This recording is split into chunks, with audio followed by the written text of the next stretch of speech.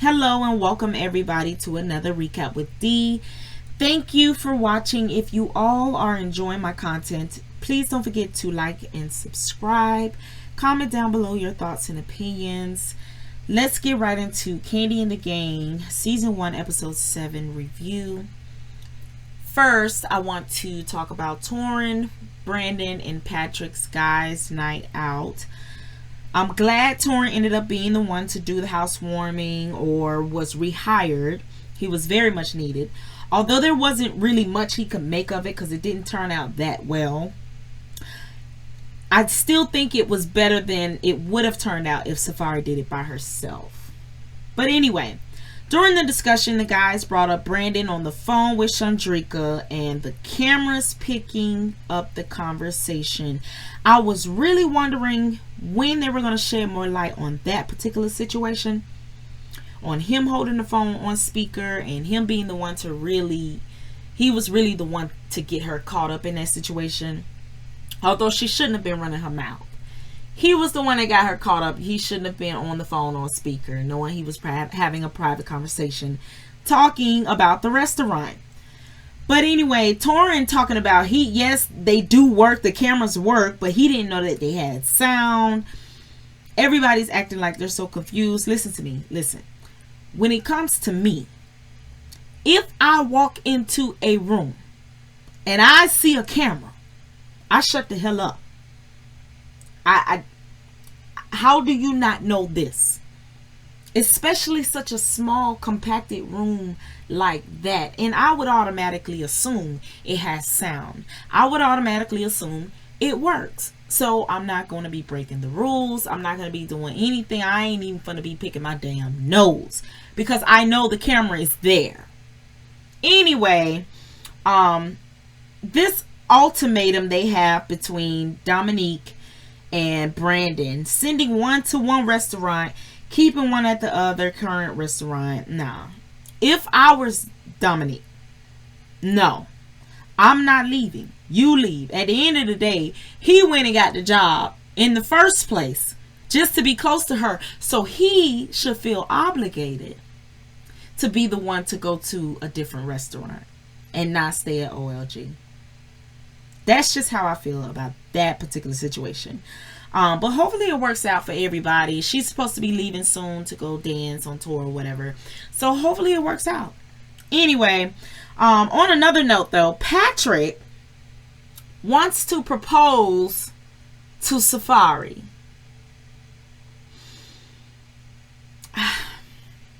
For me, this is just my opinion. If I got any inclination, because I'm not saying I've dated every man was smart or had it all well put together. So I'm not saying that, but I am saying if I got any inclination that a man like Patrick was about to propose to me, I would tell him straight up, don't do that, bruh. Don't do it. Keep things the way that they are. Keep it where it's at. And see how it turns out later on. Then he's talking about he wants children. And see, that's... For me, I'm the type of woman that I used to ask myself when I was dating. What can this man teach me or our children? Forget the protecting and providing. Not necessarily forget it. Just set it aside for a moment and let's just have a conversation about the brain cells and how much electricity is running up in there. Then we can even add in the protection part. We could add in, can the man protect you? You have to have some form of thinking, swift thinking, in order to protect. Not provide. I'm not saying anything about providing. That's one thing I don't ever talk about or down a man for not being able to provide or whatever. I'm just talking about what can you teach and can you protect? And for me, Patrick just doesn't seem like that guy I can turn to for advice and to be that knight in shining armor. You know, and you know what? I'm not trying to wrong Patrick. I'm not trying to do him wrong. I'm not trying to go there. I like Patrick. He is just so sweet and nice.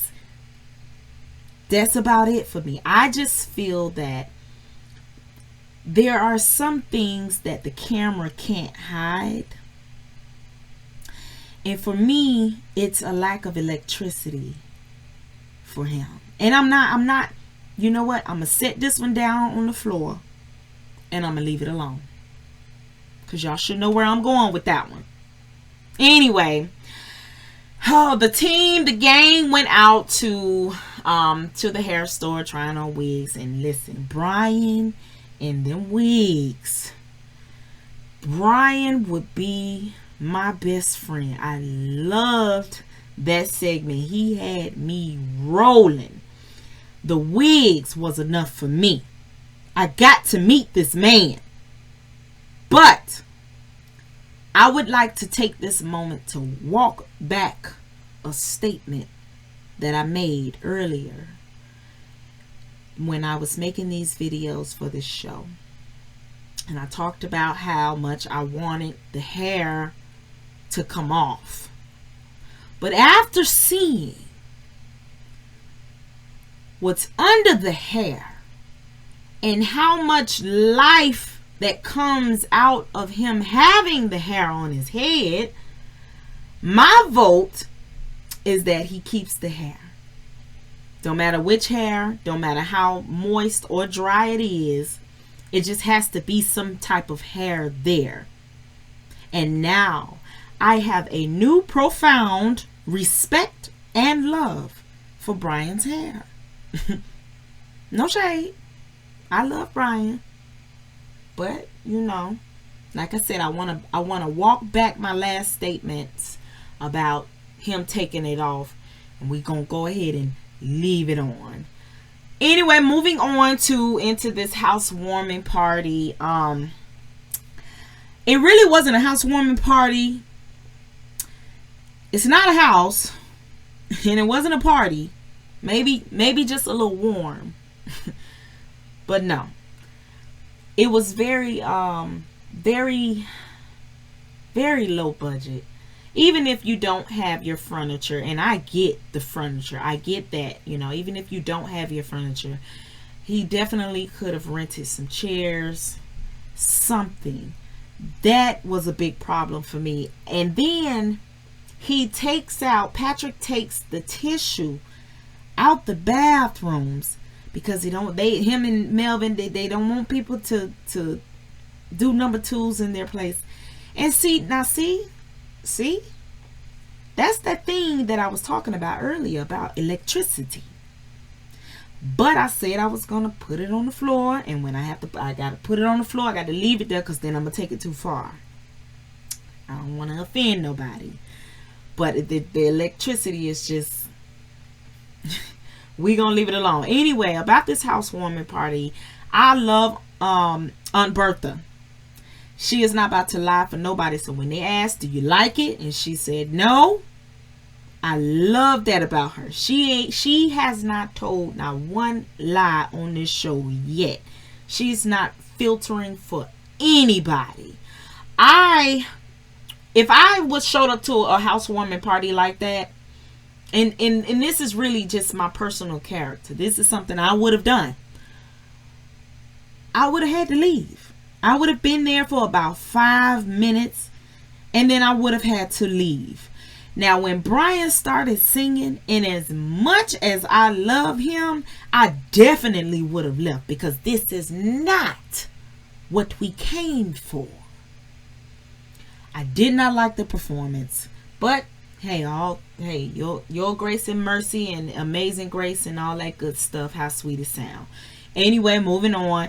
Brandon and Dominique showed up late as hell, but by the looks of it, the timing was pretty good. I think they timed it right, because it looks like they walked right out of OLG and walked about 10 feet and went to the housewarming party. On top of that, they didn't have to hear Brian sing. How convenient. But it is what it is. Now, Shandricka, I think she should have followed her first mind and did not come to the party. That is very, very weird to me. And this is just my opinion. If it were me, I'm not going over to my ex house for a housewarming party. Because why? Bye. And on the other hand, I've never dealt with any type of man that would have put me in that situation in the first place, because it just seems a little bit childish to me.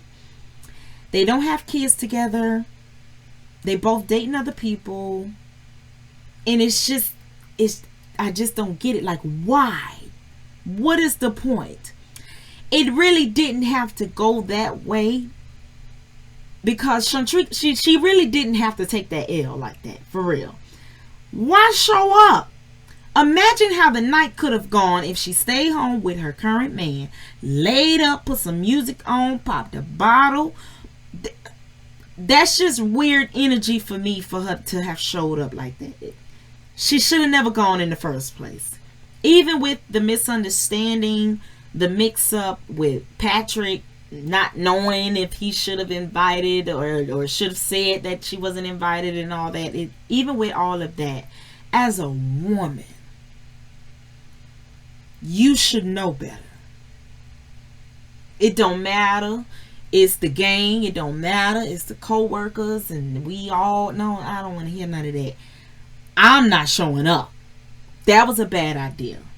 But June, July, August, whatever his name is, when he said what he said about Dominique not coming back outside, I would have expected her not to come back outside. But that's just me. I digress. He was absolutely right, though. He was absolutely right. It's the same thing as you showing up to a club with your friend. Your friend can't get in. You do not go in.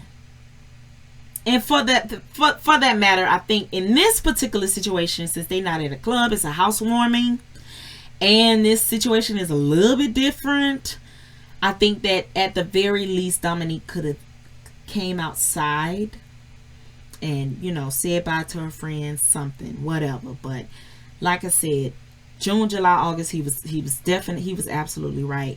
He seems like a good fellow with a good head on his shoulders. Shandricka needs to go be with him. Forget about Patrick and his foolishness.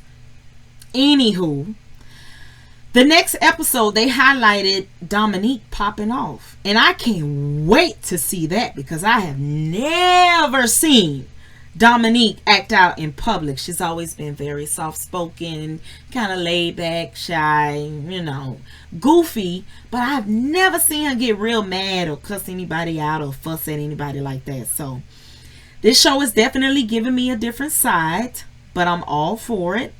I love it. There are some boring parts here and there, but it is family oriented. Good vibes. A lot of weird vibes too. And the restaurant overall needs some serious help. But good entertainment. I hope you all enjoyed watching.